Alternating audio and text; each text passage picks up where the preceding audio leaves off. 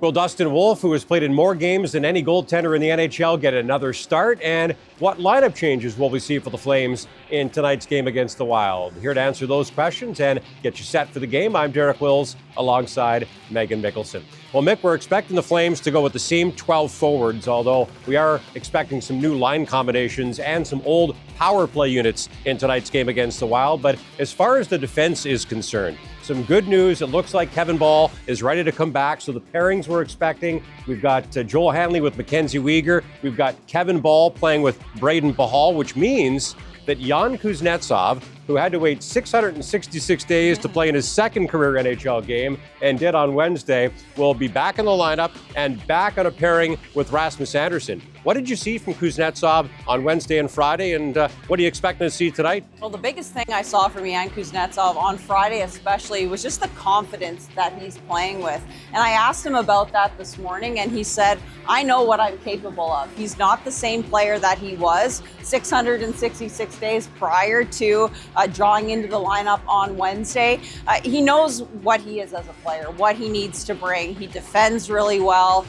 He plays well in the neutral zone just in terms of his gap. He defends hard. But I also asked him about his offense. He had 6 shot attempts in the game on Friday, and he said that he really focuses on bringing a simple offensive game, getting shots through from the blue line, but inside the dots as well. So it'll be exciting to see him again with Rasmus Andersson. Thought he did an outstanding job on Friday. Yeah, I thought he was one of the Flames' best players in that 4-0 loss versus the Blackhawks. And as usual, Dustin Wolf gave his team a chance to win that game. It kind of got away from them in the third period, but he's played in 14 of the first 16 games and will get a night off tonight, which means the Flames go back to Devin Cooley. And, you know, it's interesting. He really struggled in the preseason, but he's been fantastic so far in the regular season.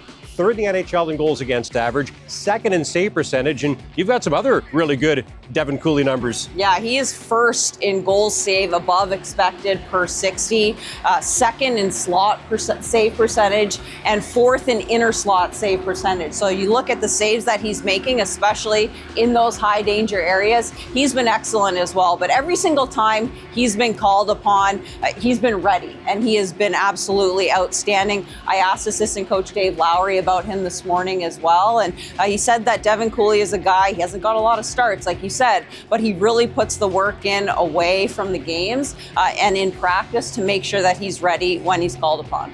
Well, obviously the Flames were not happy with the way Friday's game against the Blackhawks went and will try very hard to bounce back in game 1 of a 2-game road trip versus the Wild tonight. Mick, it's a talented Wild team, of course, led by Kirill Kaprizov, the highest paid player in the NHL. What are going to be the 3 keys to victory for the Flames in this one? Well, the first one is they need to play to their identity, and their success comes from how well they defend, especially when you look at their play through the neutral zone, limiting time and space. So just really focusing on being that hard team to play against, defending well, creating offense from there. The second one is something Mackenzie Weegar mentioned after the game on Friday, was making sure that there are no passengers, that everyone is ready to play, ready to go, and is up to the task just in terms of fulfilling their role and what they need to do to contribute to the game and in their spots in the lineup. And then the last one is the Minnesota Wild are one of the best, if not the best,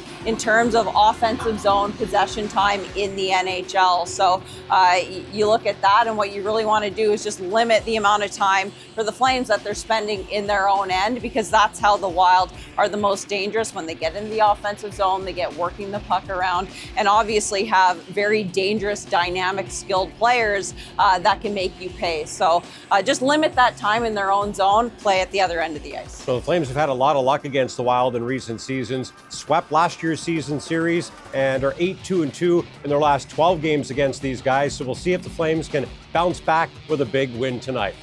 In case you're wondering, we did not plan these outfits. But very nice new suit you've got on there, Mick. You look good too. Yeah, hopefully this game is as good as these suits are. I will have the call for you on Sportsnet 960 The Fan, and John Abbott and Jason York will have the call for you on Sportsnet West at 6 p.m. Mountain Time. Enjoy the game, everybody.